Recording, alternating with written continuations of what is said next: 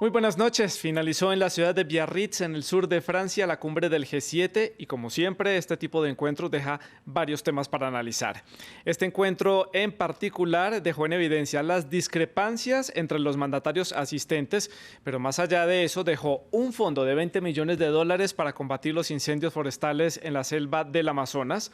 También dejó una medida muy criticada por el presidente Jair Bolsonaro, el presidente de Brasil, que calificó esto como una intromisión de la comunidad internacional en los asuntos de Brasil. También dejó en evidencia un frío acercamiento con la República Islámica de Irán, un acuerdo entre Francia y Estados Unidos en cuanto a las tasas digitales, poco optimismo en cuanto a una nueva negociación en torno al Brexit y un posible regreso de Rusia, que desde ya Moscú dijo que no estaba interesado en volver a este grupo de los 7 países con las economías más grandes y volverlo otra vez a ser el G8 como era hasta el año 2014. También dejó la necesidad de desescalar el conflicto en la región del Donbass en el este de Ucrania y así como otros asuntos pendientes en términos comerciales que vamos a analizar en este especial de France 24. Pero ¿cómo se formó el G7 o el G8 hasta el año 2014?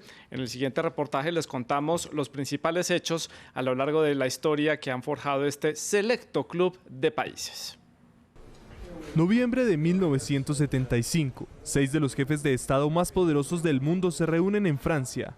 Pocos meses después de la primera crisis del petróleo, el presidente francés Valéry Giscard d'Estaing convoca a lo que entonces se conocía como el Grupo de los 6. Discutiremos los temas de comercio y finanzas internacionales.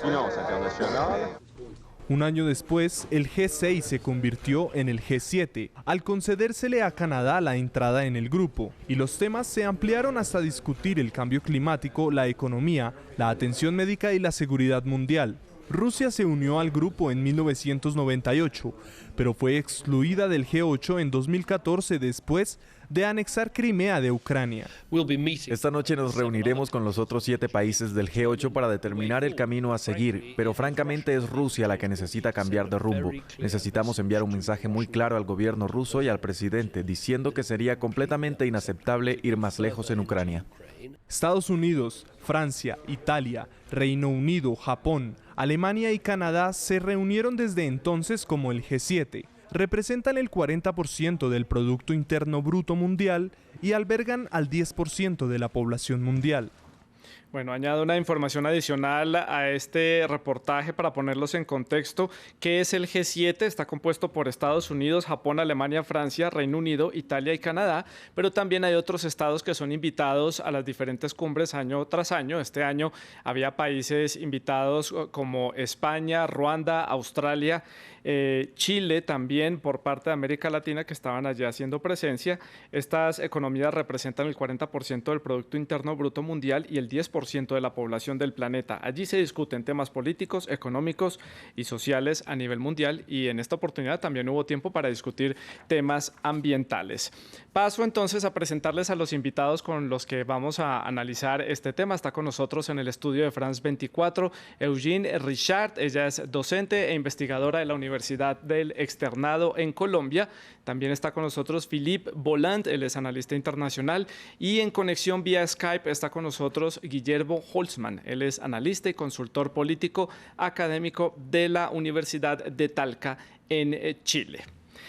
¿Qué les parece si entonces comenzamos con el tema de Irán? Porque hay muchos temas y muchas conclusiones que quedaron sobre la mesa después de este encuentro y quiero comenzar entonces por ese tema, por el de la visita inesperada del canciller de la República Islámica que llegó allí a Biarritz. Tomó por sorpresa a los medios de comunicación. Los mandatarios sabían que él iba a llegar allí a encontrarse con el presidente Macron y con el canciller francés. Y fue un acercamiento, un paso adelante positivo, pero frío. Eugene.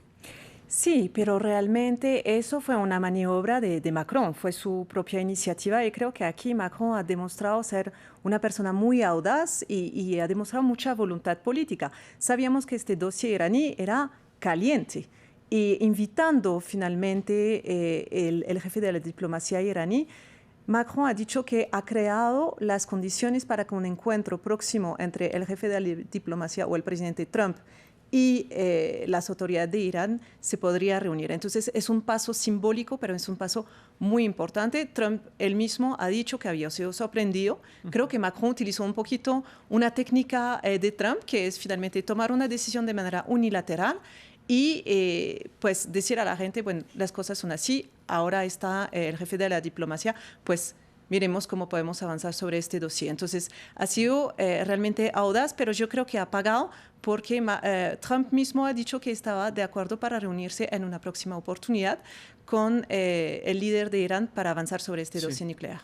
Y mostró autonomía a la hora de tomar decisiones y desmarcarse un poco más de la posición de Estados Unidos de estar alejado de Irán porque tienen discrepancias en diferentes temas, pero la Unión Europea, Alemania y Francia en específico se mantienen cercanos a este acuerdo nuclear que es firmado por Irán y le han apostado por mantenerlo y sostenerlo, mientras que Estados Unidos se desmarcó. ¿Su opinión, Philippe, sobre esta visita del canciller y el acercamiento que hubo con Francia? Hace 15 meses que vemos tensiones que están subiendo cada día entre Estados Unidos e Irán. Es decir, con secuestro de barcos, con unas tensiones muy fuertes. Unos pensaban que iban a ir hasta la guerra. Hay unos Estados Unidos extremistas que quieren la guerra. En Irán no hay que olvidar que el régimen en este momento es un régimen moderado. Y el problema es que con toda la tensión y con todo el embargo que hay en este momento, el régimen podía caer y justamente dejar extremistas. Entonces sabemos lo que puede pasar con extremistas, con el tema de atentados, de terrorismo, de otros. Entonces era clave, era totalmente clave. Yo creo que la negociación no fue tanto de sorpresa, porque en el mes de junio ya Trump había dicho que quería justamente reunirse con Irán, pero era pretexto al buen momento. Macron llevó justamente, esto tenía negociado desde hace tiempo, llevó justamente en la mesa y llevó a 3 metros de donde está durmiendo Trump justamente el ministro de Asuntos Exteriores de Irán. Eso fue un golazo para mí.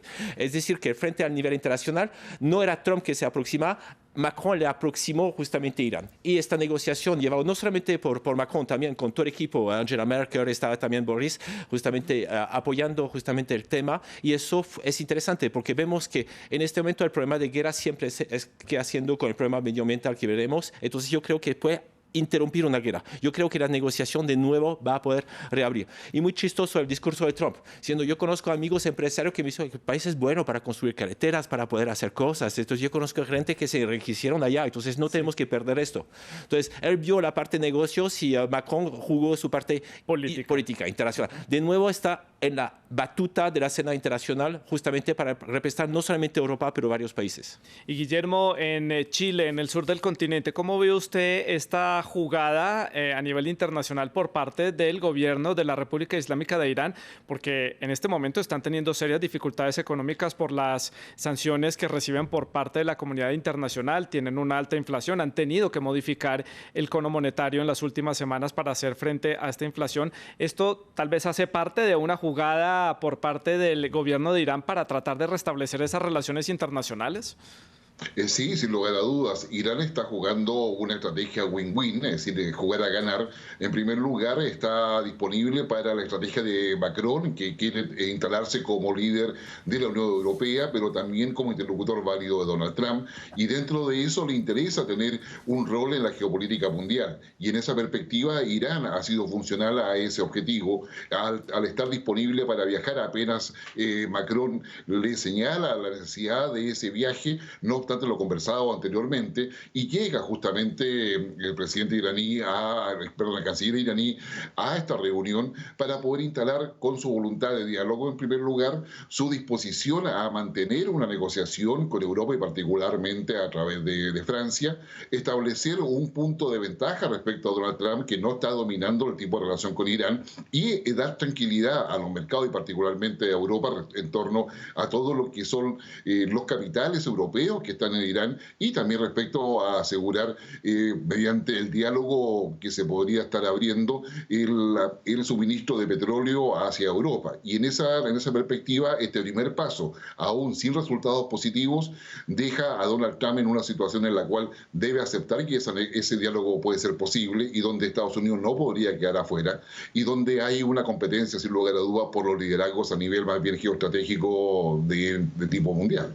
Y le da una esperanza a la República Islámica, como usted lo dice, de volver a vender su petróleo en el escenario internacional, que es su fuente económica más importante. Nuestra enviada especial hasta a la ciudad de Biarritz, Erika Olavarría, nos hizo un informe en cuanto a este tema en específico, en cuanto a la visita del canciller iraní a esta ciudad y las conclusiones del encuentro. El tema iraní es sin duda la gran victoria diplomática del presidente Emmanuel Macron, que ayer, recordemos, recibió en Biarritz al canciller de la República Islámica, Javad Zarif. Eso es lo que habría allanado el camino para que hoy tanto Washington como Teherán se mostraran dispuestos a sentarse nuevamente a negociar en torno a ese polémico programa nuclear. Por una parte, Estados Unidos habría bajado sus exigencias económicas y estaría, parece, dispuesto a levantar algunas sanciones petroleras contra la República Islámica, que se encuentra asfixiada económicamente, y de su lado Teherán se habría comprometido a mayores exigencias securitarias en lo que respecta al cumplimiento de ese acuerdo nuclear. Es, como decimos entonces, la gran victoria, porque además hoy el presidente de Estados Unidos, Donald Trump, dijo que no le interesa cambiar el régimen de Irán, que lo único que él busca es que este país vuelva a ser como antes, un país rico, dijo, tienen todo para salir del impasse en el que se encuentra, simplemente lo que tienen que asegurarnos es que no se van a dotar del arma nuclear. Así que ha sido el gran anuncio de este día y que mantiene con mucha satisfacción al mandatario francés. Por este lado, Philippe, algunas conclusiones sobre este tema. Sí, para mí la gran victoria justamente de esta cumbre y de Emmanuel Macron es cambiar el chip de Estados Unidos, que era siempre una negociación bilateral. Déjame, yo me ocupo, yo me encargo. Corea del Norte u otros, directamente yo voy a hacer las cosas. Y aquí deja que un tercero, o sea, Emmanuel Macron, se ponga en el escenario y empiece a ayudar a la negociación. Eso es totalmente nuevo. Y lo vamos a ver en otros temas, pero creo que eso es el punto clave. Macron se posicionó totalmente en este debate como no solamente el que huésped de la gente, pero también el que va a ser el hub, la interconexión para negociar relación internacional. Ese tema lo vamos a analizar más adelante, el papel que jugó el presidente de Francia, Emmanuel Macron, en este debate internacional. Quiero que hablemos ahora del tema de la selva del Amazonas, un tema que no estaba en la mesa de la agenda de este encuentro, tomó por sorpresa también a los asistentes por los hechos que están sucediendo en Sudamérica, y por eso estas 7 economías destinaron $20 millones para la extinción de los fuegos allí en Brasil, en Bolivia y también en parte de Paraguay, y hay también fondos para un plan de reforestación. Esto no cayó muy bien en Brasilia, no le cayó muy bien al presidente Jair Bolsonaro, que también estaba allí. Ellos dijeron que son injerencias de la comunidad internacional en temas que le conciernen a Brasil, pero muchos lo critican porque Brasil, o al menos el gobierno, reaccionó muy tarde ante esta emergencia ambiental. Comienzo la ronda otra vez para acá por este lado, Eugene. Sí, efectivamente hubo una escalada verbal entre Jair Bolsonaro y Macron. Macron hasta fue a cuestionar las políticas de Jair Bolsonaro, diciendo que los brasileños se merecían algo más.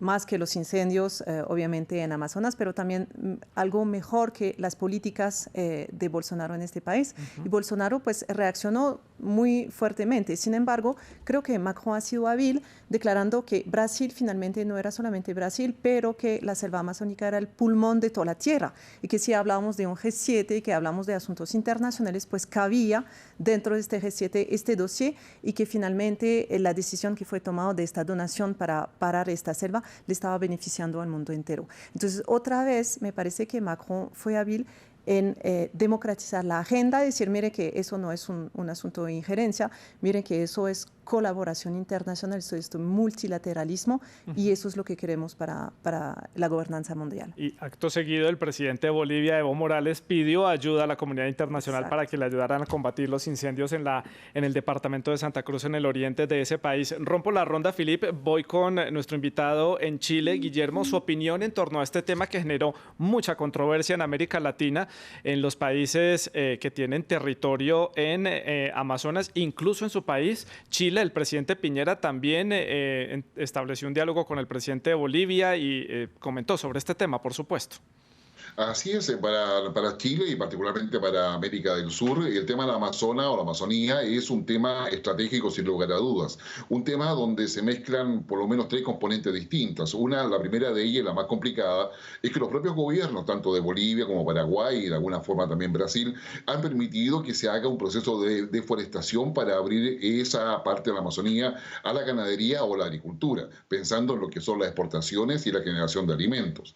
Hay un tema también político interno respecto a cómo los países y cada uno de los presidentes quieren mantener la gobernabilidad al interior de sus naciones y establecer mejores condiciones sociales donde el tema de las Amazonas, el reconocimiento de los pueblos originarios y el cuidado de lo que es toda esa cultura y todo ese patrimonio ecológico pasa a ser también parte del debate político al interior entre las propuestas de derecha e izquierda, si lo queremos ver de esa manera. Y el tercer tema tiene que ver con la necesidad de tomar decisiones estratégicas de impacto mundial que le den posicionamiento a cada uno de los mandatarios de estos países. Y en esa perspectiva no cabe duda de que este tema, la Amazonía, tocado por el G7, donde Francia ha tenido posiciones durante varias décadas respecto a ello y donde se cruza el tema de qué cosas son los bienes públicos mundiales versus la soberanía de cada uno de los países, definitivamente toma por sorpresa incluso a Jair Bolsonaro, al quien en primer lugar pensaba de que todos esos incendios eran provocados y era casi una conspiración en contra de él. Posteriormente se sabe que eso empieza en Bolivia por un decreto del gobierno boliviano permitiendo la quema controlada de parte de la Amazonía y termina finalmente en una preocupación de los líderes mundiales de la cual Sebastián Piñera, presidente de Chile, asume un rol, si no de vocero, al menos de articulador de esa cooperación para poder llegar con la ayuda a cada uno de esos países. Y Philippe, ¿cómo podemos analizar esta problemática desde el lado brasileño? Brasil lo actuó tarde, también esto le vino como anillo al dedo a la comunidad internacional para, digamos, jalarle un poco las orejas al presidente de Brasil en cuanto al tema ambiental, que es uno de los temas por lo que más lo critican a nivel internacional y su falta de liderazgo en este tema. Sí, hay dos cositas. De acuerdo con Guillermo, el tema de bienes culturales y de bienes públicos, justamente el Amazonas es un bien público. No hay que olvidar también que en Francia tenemos Amazonas, ¿no? Cayenne, somos latinos y somos sudamericanos también. Sí. Entonces, aquí es justamente vemos la fragilidad de las organizaciones internacionales que no pueden hacer nada, la injerencia que tiene que ser, es decir, que este acto es totalmente criminal y ahí creo que hay unos que van a tener que contestar, responder en unos años. Yo creo que la comunidad internacional ya lo juzgó, es decir, hablando directamente de Bolsonaro y sus acciones ahí.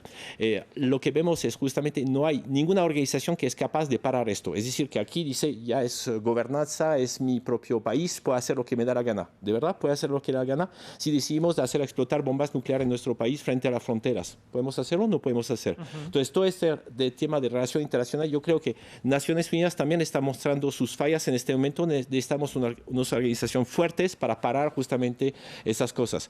Vemos que Macron lo están tomando, obviamente, porque hay un tema electivo también, hay un tema que justamente hay que recuperar a los ecologistas para las elecciones municipales que vamos a tener. Además que es un tema muy fuerte en la Unión Europea, el tema ambiental, y siempre ha sido discrepancia con Pero tengo una duda todavía, es decir, ¿son 20 millones de dólares o de euros? No hemos dicho, porque Macron anunció de euros y Trump anunció de dólares. Entonces hay que ver, hoy una paridad que no conozco todavía entre esas dos monedas. Pero lo que vemos es muy poco lo que se está haciendo frente justamente a ese desastre. Lo que propone es justamente un apoyo después para justamente reforestar, pero no solamente reforestar, poner industrias productivas para que justamente protejan el medio ambiente. Vemos que eso es un problema grave justamente, no solamente en Brasil, en otros países. Entonces la deforestación en África la hemos vivido y la continuamos a vivir. En este momento estamos hablando del pulmón del planeta, entonces es totalmente mediático y que sale durante el G7, que no era un tema prioritario, pero creo que el tema ecológico frente a los futuros G7 va a ser un tema recurrente. Sí. Creo que hay algo interesante que dijiste, es que Macron utilizó este tema, este dossier de Brasil, para fines electorales y de política interior. Hay que saber que Macron en Francia está muy criticado por los franceses sobre dos cosas. Su política ambiental y el acuerdo del Mercosur. Así que finalmente le dio palo a Bolsonaro diciendo a los franceses, miren cómo estoy amenazando de no firmar el acuerdo del Mercosur en el estado en el cual está. Entonces utilizó este dossier para tener el favor de los franceses. Y también posicionándose simbólicamente sobre el dossier de Brasil y de la selva amazónica, también está intentando acercarse efectivamente a los ecologistas que le dieron durísimo a Macron por su falta de compromiso con estas políticas ambientales. Lo vimos en las elecciones europeas. Entonces, pero más allá, es decir, que realmente creo que todo el mundo fue chocado con esto. Es decir, que no solamente aquí estamos hablando de la derecha francesa, la izquierda francesa, todo el mundo hay un consenso contra lo que está pasando. Una preocupación general a nivel internacional. Hasta aquí en Colombia y en otros países de América Latina, pero vemos que hay una preocupación mundial. Y aquí, como digo, la idea es ver qué organización, que no puede parar, es imposible. En este momento la soberanía hay que retomar. ¿Y qué es esto? Entonces la injerencia sí, una injerencia colonialista, eso es cierto, pero ¿es necesario en esos casos sí o no? Eso habría que ver. Sobre todo cuando no hay un actuar rápido por parte del gobierno de Brasil, que es lo que más le han criticado al presidente Bolsonaro. Y la población local está en contra. La población local en contra también no le juega a favor los índices de popularidad. Veamos a continuación entonces el informe que nos envió nuestra enviada especial Erika Olavarría sobre este tema. Efectivamente, desde un primer momento el tema del incendio en la Amazonía se puso en el centro del debate. Aquí en este G7 de Biarritz, el presidente Emmanuel Macron quería dar un lugar muy importante a la ecología y con esta mala noticia lo ha conseguido. Pero la buena noticia es que ha logrado que sus 6 socios en este grupo de las 7 naciones más ricas del planeta se comprometieran a dar $20 millones para ayudar a los 9 países que comparten la Amazonía, entre ellos incluso Francia por la Guyana francesa, para combatir las llamas con aviones Canadair y también para trabajar en la reforestación de este pulmón verde de nuestro planeta. De hecho, también el presidente Emmanuel Macron se reunió hoy con un líder, Raoni, un líder amazónico que está denunciando por el mundo el uso que está haciendo el presidente Jair Bolsonaro en Brasil de la Amazonía, permitiendo la deforestación y la explotación minera. Lo que sí le trajo al presidente Emmanuel Macron este tema del incendio en la Amazonía fueron varios dolores de cabeza por los entredichos a través de Twitter con el presidente de Brasil. Recordemos que él lo calificó de imperialista cuando el presidente Macron amenazó con no ratificar el acuerdo de libre comercio entre la Unión Europea y el Mercosur, pues Brasil habría mentido en sus compromisos ecológicos. Y así hubo varios ataques, incluso en los que se vio afectada la esposa del presidente Emmanuel Macron, Brigitte Macron. Otro punto a destacar de este encuentro fue ese acercamiento entre Estados Unidos y Francia en torno al tema digital. Francia se comprometió a devolver la diferencia pagada por las empresas que ya habían hecho sus pagos anticipados por unos impuestos que cobra Francia a las empresas de tecnología, y con un nuevo sistema fiscal pues va a haber unas diferencias de precios. Entonces ahí es donde entraba la discrepancia con Washington, Philippe, porque Estados Unidos estaba en contra de estos aranceles y de este incremento que iban a recibir las empresas estadounidenses de tecnología. Sí, aquí hablando de otros criminales, Facebook entre otros, que no pagan impuestos en Europa, y eso es tenaz. Es decir, que vemos la importancia. El G7 son los 7 países más poderosos del mundo. En este momento, el estado de California es más poderoso que Francia, justamente por esas gafas. Es decir, que esas empresas de las nuevas tecnologías son monstruos y están llevando a ¿cómo se llama?, territorios o a regiones a ser multimillonarias, pero no pagan impuestos en Europa. Esta mañana escuché una noticia que en Francia va a llegar, ¿cómo se llama?, una nueva implementación de Amazon en 180.000 metros cuadrados. Para que la gente se dé cuenta, unas grandes superficies, más o menos 25.000 metros cuadrados. Entonces, es una cosa inmensa. Es decir, que en este momento son los que están liderando todo el tema de comercio, todo el tema de comunicación, y ver que no está pagando impuestos, los franceses no pueden entender esto, ni los europeos. Entonces, tratamos de poner un tax. Ahora se propuso algo que todavía no hemos entendido. Entonces, va a haber una tax mundial, chévere. Saber cómo es, no lo sabemos. Macron no supo explicarlo, estamos esperando las explicaciones de cómo va a ser. Y si esta tax mundial es superior a la tax europea, entonces va a haber compensación, que eso es lógico. Pero más o menos se habla, creo que de 3% del volumen de negocios que van a pagar de impuestos. El problema es que otra vez va a ser el consumidor que va a pagar, pero no importa. Es decir, que en este momento estamos tratando de luchar para evitar esta evasión fiscal de estas grandes empresas que van para nombrar a Irlanda para no pagar impuestos, o a Luxemburgo, a los países vecinos. Vemos que Facebook el próximo año va a sacar su criptomoneda, que es Libra, con todo un combo y de empresas francesas, está Iliad, entre otros, Mastercard y Visa. Y Iliad va a destruir, podemos decirlo, la mayoría de las economías de América Latina. Es decir, que en Colombia el peso yo le doy 3 o 4 años no más. Entonces, son tan importantes que justamente el G7 anterior fue justamente sobre estas gafas y sobre el tema de Libra. Entonces vemos que la importancia que están tomando estas empresas tecnológicas, que es imposible que un gobierno mismo pueda controlar. Aquí Macron no sé si retrocedió, o si avanzó. Yo quiero ver, porque es necesario esta tax mundial, pero a ver si realmente esta tax va a ser, ¿cómo se llama?, redistribuida en Europa, o si se va a quedar otra vez en Estados Unidos. Entonces, no sabemos. Es decir, que parece un avance, pero no hemos tenido, yo traté de ver el discurso después, donde estaba explicando esto, no tiene una explicación muy clara. Pero de todas maneras, como creo que fueron sus consejeros económicos que le presentaron esto, entonces queremos ver esos próximos días cómo va a ser exactamente. Sí, Eugene, por este lado, opinión al respecto del alcance político que tiene este acercamiento otra vez entre Francia y Estados Unidos. Yo creo que es interesante, estoy de acuerdo con lo que dijo Philippe. Yo creo que otra vez Macron utilizó este dossier para su política interior. Hay que saber que en Francia hay muchos franceses que le reprochan a Macron ser el presidente de los ricos. Y entonces esta decisión que se tomó es como una decisión simbólica, diciendo, no, miren que yo estoy haciendo pagar a las empresas internacionales que justamente no pagan sus impuestos en Francia. Mientras el pueblo francés se está matando pagando impuestos, pues miren que yo también quiero hacer pagar a Estados Unidos. Pero fue más que todo simbólico, porque efectivamente no sabemos cómo va a funcionar. Pero hay un acuerdo de 3 países, es decir, que Alemania e Inglaterra dijo que están de acuerdo y Alemania estaba llevando este dossier de hacer pagar tax. Entonces yo creo que hay algo detrás. No es tanto para la población francesa, yo quiero saber que no es una compensación con Estados Unidos, quiero saber exactamente lo que hay detrás. Como digo, el problema es que Estados Unidos en este momento tiene la batuta, si estamos hablando de las tecnologías. Si mañana Estados Unidos nos corta el GPS, nuestra agricultura está muerta, simplemente. Es decir, que es por eso ahora la guerra contra el 5G, ¿cómo podemos reemplazar esto? Porque el proyecto europeo de Galileo no está funcionando. Dependemos 100% de la tecnología de Estados Unidos hoy en día en Europa. Vamos a ver qué piensa nuestro invitado en Chile, Guillermo, su opinión al respecto.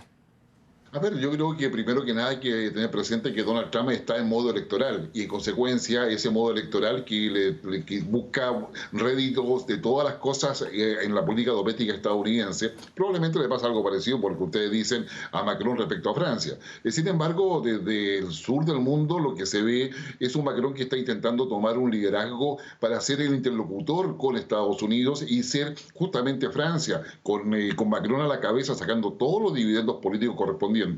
¿Quién quiere ser el interlocutor de Donald Trump con un Donald Trump que necesariamente tiene que negociar para poder llegar al próximo año con las posibilidades reales de triunfar en una reelección? Pero a su vez también una Europa que está buscando un liderazgo para poder enfrentarse en una negociación con Estados Unidos y donde Estados Unidos quiere colocar las condiciones. Una Europa que por lo demás está con el eje franco-alemán, pero también a su vez está con la sombra y el riesgo que significa un Brexit duro y la implicancias que eso puede tener. Y en todo ese elemento de complejidad está la sombra de China detrás de ello, que con lo cual se piensa establecer no solamente el tema respecto a qué pasa con las tecnologías, qué pasa con los impuestos, con los tax, qué pasa con las patentes asociados a ellos y qué pasa con la distribución de poder a nivel geoestratégico, y es ahí donde aparece además Rusia, que para Europa no resulta ser menor, y aparece también los problemas más relevantes, y todo parece indicar que dentro de esta lógica se plantea una suerte de preagenda para lo que va a ser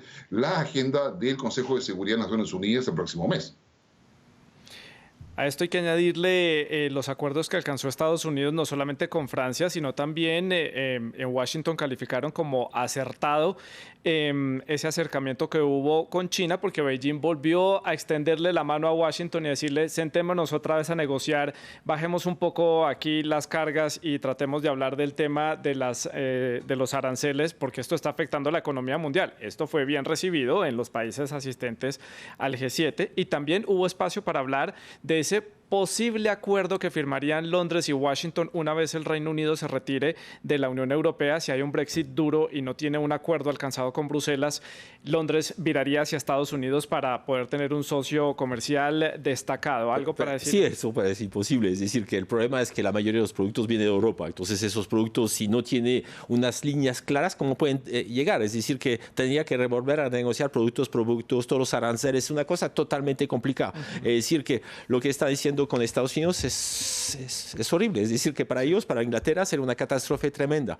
De todas maneras, yo creo que vamos a ir a un Brexit duro y después vamos a tener que renegociar para que entre, porque se va a dar cuenta que no es viable. No pueden tener ni silla ni papel higiénico. Sí. Entonces, no, pero eso es catastrófico al nivel de medicamentos. ¿Por qué? Porque justamente hay que rehacer las leyes de comercio internacional, son muy complejas. Lo vemos, es decir, que está renegociando el OMC, no sé si vamos a hablar de pero lo que vemos es que en este momento Inglaterra está en jaque mate. descarte total. Es decir, que los ingleses votaron por algo que no sabían qué era exactamente, pues pensando que iba a pagar menos. Boris en este momento está negociando a ver qué voy a pasar, voy a tratar, pero se sabe que la está Unión esperando Europea que Europa ya le dijo diga, que no. venga, ya listo, Sí. dejamos que los aranceles. Eso no va a pasar. Yo creo que Macron aquí justamente mostró fuerza.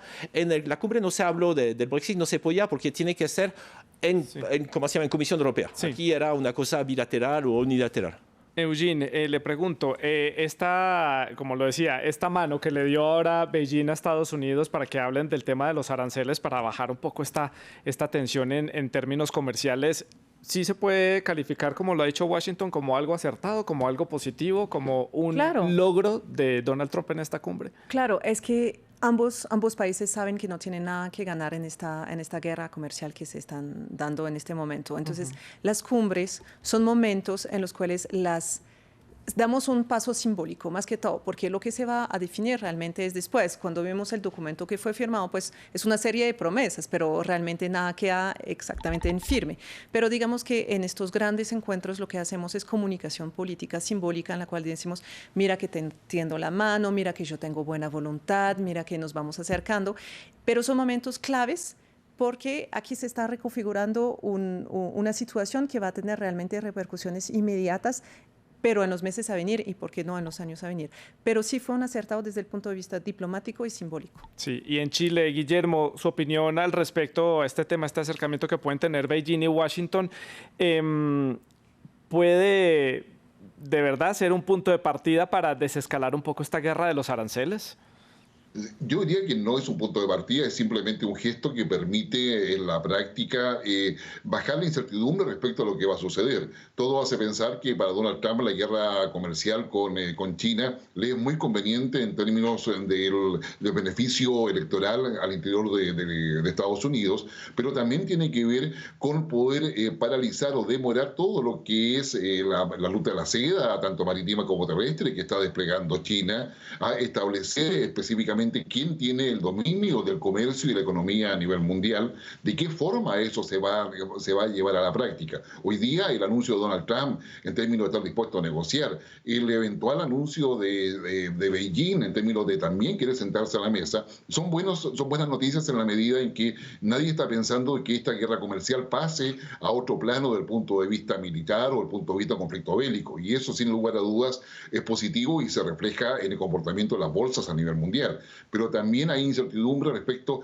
a cuándo y de qué manera se va a llevar a cabo esta reunión para poder establecer si efectivamente estos aranceles se van a mantener en una suerte de amenaza permanente o van a lograr llegar a un nivel en el cual van a volver a un nivel razonable o van a establecer nuevas alianzas. Hoy día lo que se está jugando, y de ahí viene también el interés de Francia por América Latina en este G7, tiene que ver con el eje Asia-Pacífico liderado por China o el eje Indo-Pacífico, donde Donald Trump está influenciando muy duramente para que se conforme y donde tiene un rol también el Reino Unido y tiene un rol también Europa. Y es ahí donde está jugando a nivel mucho más macro y mucho más estratégico todo lo que hoy día se está diciendo de muy buena forma en términos de mucha negociación, mucho diálogo, pero pocas cosas concretas mientras no hayan definiciones mucho más duras a nivel internacional de las potencias. Sí, mucha voluntad, pero poca acción por parte de los gobiernos en cuanto a este tema. Quiero que veamos lo que nos comenta nuestra enviada especial a Biarritz, Erika Olavarría, sobre este tema. Había muchos temores con respecto a lo que iba a ser el ambiente en esta cumbre, porque resulta que estaba el tema de la guerra comercial entre Estados Unidos y China en el centro del debate. Antes de salir de Estados Unidos, el presidente Donald Trump había anunciado una nueva alza de impuestos a la importación de productos chinos a Estados Unidos. También el presidente había amenazado con imponer impuestos al vino francés a raíz de la tasa a las multinacionales de informática que impuso desde el mes de julio Francia a estas empresas que son en su mayoría estadounidenses. Sin embargo, desde que Donald Trump y Emmanuel Macron realizaron ese almuerzo improvisado el día sábado, ambos comenzaron a llenarse de halagos. El presidente de Estados Unidos felicitó a su homólogo por el encuentro, luego por la cena que tuvieron informal ese mismo día todos los líderes y por cómo fluyeron las conversaciones. En todo momento el presidente Emmanuel Macron recordó que el G7 es una instancia informal que justamente G7 busca eso, que los líderes se puedan comunicar sin tapujos, de manera muy libre, y es lo que habría facilitado el avance en varios de los temas que estaban pendientes. Incluso llamó mucho la atención la postura del primer ministro británico, Boris Johnson, que por primera vez participaba en un encuentro como este. Muchos analistas consideran que él, más que aparecer como un gran aliado de Donald Trump, se movió en una esfera muy europea, respetando principios europeos. Él le dejó muy en claro, por ejemplo, al presidente de Estados Unidos, la importancia que tiene para él la libertad comercial, eso con respecto a la guerra comercial entre China y Estados Unidos. Por lo tanto, eso sorprendió mucho a los analistas también aquí en la costa atlántica francesa.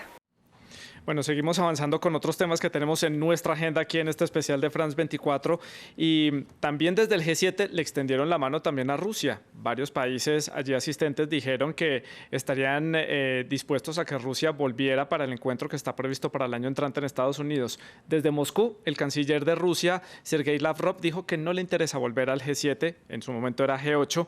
¿Qué podemos decir al respecto en cuanto a la posición de este país? Comienzo entonces por Guillermo, rompo la ronda habitual y empiezo entonces en Chile. Guillermo. La verdad es que la posición de Estados Unidos, Donald Trump particularmente, que es una posición pragmática y realista, es que efectivamente Rusia debe estar dentro del G7, o sea, volver a ser un G8, para poder conversar los temas que realmente tienen que ver con los equilibrios de poder a nivel mundial. Sin embargo, la posición tanto de Europa, a raíz de negociaciones pendientes y en curso que hoy día están respecto al tema energético en sus diversas expresiones, hacen que haya una desconfianza concreta respecto a cuáles son los intereses de Rusia respecto a Europa en su relación con China también y en su posición con respecto a Estados Unidos. El G7, y bien lo decía el presidente Macron, es una instancia informal de las potencias, no es el Consejo de Seguridad de Naciones Unidas, y por lo tanto no se deben mezclar las cosas de seguridad con lo que pasa hoy día en el G7. Y es ahí donde probablemente vamos a tener una disputa y un debate que no se va a acabar ahora sin lugar a dudas, pero que va a quedar muy en evidencia en la reunión del Consejo de Seguridad de Naciones Unidas y en su propia asamblea.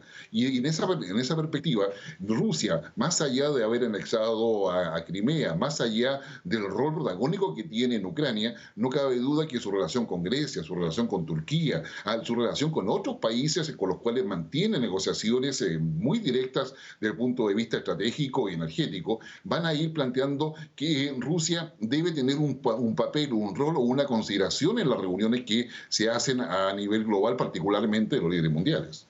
Y un papel importante que va a tener Rusia precisamente va a ser en ese encuentro que van a llevar a cabo en el mes de septiembre para hablar del desescalamiento del conflicto en el Donbass, en el este de Ucrania, y por supuesto la anexión de la península de Crimea por parte de Rusia. ¿Algo para decir sobre este tema, Filipe? Sí, es decir, que no hay que olvidar justamente que se sacaron a Rusia por el tema de Inglaterra con prácticas dudosas de unos espías rusos. Y por la anexión de Crimea. Y por la anexión de Crimea, es decir, que y eso es un conflicto, y el apoyo a Siria. Entonces hay varias cosas en este momento. Vemos que yo lo de Crimea, ya la Rusia, bueno, está mirando para poner una base a unos kilómetros más allá, pero el problema es que estaba justamente el poder de Rusia, del acceso al mar, justamente de esta parte que era importante. Yo creo que de todas maneras la política se hace de medio alcance. Lo vemos con China y esto, más que de largo alcance. Entonces el tema de Crimea no es un tema que va a terminar y Rusia va a continuar con esto. La integración, yo creo que va a estar invitados justamente, como la próxima cumbre es en Estados Unidos, yo creo que va a haber un G9. Yo estoy seguro que justamente Trump va a aprovechar para invitar a China y va a invitar a Rusia, porque esos actores, la ventaja de esas cumbres, y lo vimos justamente con ¿cómo se llama? El almuerzo entre Macron y justamente Trump, era informal, dos personas hablándose. Es lo que quería Giscard d'Estaing, es decir, un espacio informal donde no está toda la diplomacia, justamente todos los cartones encartonados, aquí hablar de par a par. Y eso es interesante porque aprende a conocerse y permite disminuir conflictos. Y lo vemos, vamos a ver si realmente funciona lo de Irán, que para mí sería maravilloso. Entonces, desmontar esas bombas que hay entre países que de no conocimiento. Y lo vemos que cuando Estados Unidos estaba, como se llama, totalmente histérico con Corea del Norte, ahora que se encontraron, parece que son amigos. Entonces, bueno, lo otro, todo depende del escenario donde se encuentran. Sí, pero continuamos dando bombas, pero lo de la próxima cumbre, justamente, y lo vemos, esta cumbre terminó por la primera vez bien. hay que felicitar justamente, como sé que vamos Rápidamente, a hablar de Macron. Filip, porque tengo que pasar a otro tema y ya se me acaban los minutos. Sí, lo vemos ahora. El tema de seguridad que hubo en Biarritz fue espectacular, cómo se manejó, no hubo desborde. Sí, una ciudad prácticamente blindada con más de 13.000 agentes de seguridad. Quiero dejar para el cierre, para que analicemos el papel que tuvo el presidente de Francia, Emmanuel Macron, como presidente anfitrión de este encuentro, y varios analistas y medios internacionales destacaron su papel y su liderazgo en los diferentes temas que hubo sobre la agenda. Quiero preguntarle sobre ese tema a Eugene ya para hacer el cierre. Yo creo que Macron quedó muy bien parado con este G7. Efectivamente, por primera vez salió muy bien. Trump no ha parado de decir que estaba satisfecho, ha dicho que Macron había hecho un G7 espectacular. Eso es de resaltar. Otra vez quiero decir que Macron se caracteriza por ser una persona audaz y con mucha voluntad política. Ha tomado riesgos, invitando al jefe de la diplomacia iraní, ha tomado riesgos amenazando a Bolsonaro y además ha hecho algo que poquitos saben hacer y que hasta ahora no había visto, es que supo canalizar a Trump. Muchas veces Trump se roba la agenda, impone sus temáticas, hace declaraciones explosivas que los medios van alimentando, retomando. Además, veníamos de una semana de esta confrontación con Dinamarca por el tema de Groenlandia, en el que había dado todo tipo de declaraciones, y aquí en Francia estuvo muy calmado para su... Trump estuvo totalmente inhistérico. Efectivamente, hubo una descalada en la histerización de los debates. Hubo espacios para que poderosos podrían charlar, pero sin choques, no hubo declaraciones explosivas. Y yo creo que aquí podemos resaltar que Macron ha logrado fortalecer su lugar como un líder en la diplomacia internacional. Está intentando volver a imponer a Francia como un actor mayor de la diplomacia internacional. Esta canalización que le hizo a Trump y finalmente impuso una agenda que era también muy europea. Y Trump se sometió a esta agenda europea y por primera vez se ajustó. Entonces yo creo que podemos calificar realmente este G7 de éxito. Y también tomó un poco más de liderazgo por encima de Angela Merkel en este caso. Sí, definitivamente Angela Merkel, bueno, es un actor importante en el escenario de la diplomacia internacional, pero Macron realmente fue el líder de pies a cabeza de este G7. Hay solamente una cosa que podemos de pronto, no tiene que ver con este G7, pero si miramos la foto que tiene usted detrás de todos estos jefes de Estado, son más de 20 personas, tenemos una sola mujer y una mujer que va a dejar el poder próximamente. El G7 es un club de países ricos, desarrollados, esencialmente llevados por hombres. Y eso también es una realidad a la cual nos podríamos... Pero peor, porque aquí vemos países pobres del G5 del Sahel y también no hay ninguna mujer. Yo quiero decir que lo que me gustó es que Macron aterrizó, es decir, Júpiter aterrizó por fin. Ya sabe trabajar en equipo y lo mostró. Porque mientras que estaba hablando con Trump, no está negociando nada con él, está hablando, él lo dijo, sus equipos estaban trabajando, dejaron los equipos trabajar y eso fue espectacular. De nuevo es el trabajo en equipo. Y durante todo el discurso de la conferencia de prensa estaba diciendo nuestros equipos, empezaron nuestros equipos y eso es realmente lo que está pasando. De nuevo está trabajando en equipo, no tomando la batuta. Y vio que el equipo, como en rugby, lo levantó y lo puso a ganar. Es decir, él puso el golazo gracias justamente a todo el equipo que está detrás. Pero justamente lo que le estaban reprochando antes es que los dos, es decir, Trump también es muy audaz ahí de mandar un tuit al último momento, no trabajando en equipo. Aquí creo que los dos empezaron a trabajar en equipo y eso es el cambio que hay. El tema de seguridad es impresionante. Todo el mundo pensaba que la agenda iba a ser ver manifestantes, gente lanzando cosas, hasta podían ver muertos como en Hamburgo, pero estuvo espectacular. Es decir, hasta los altermundialistas no lograron justamente, lograron imponer su voz, porque los vimos en todos los medios de comunicación en Francia, pero no hubo actos de saqueo. Sí. Le pregunto a nuestro invitado en Chile, Guillermo, su opinión sobre el papel del presidente Macron, y también quiero destacar el papel del presidente de Chile, Sebastián Piñera, que era uno de los invitados a este encuentro, era uno de los representantes latinoamericanos allí en esta cumbre. Así es, la verdad es que la primera conclusión es que Francia tiene estrategia y esa estrategia ha quedado en evidencia con los otros líderes mundiales.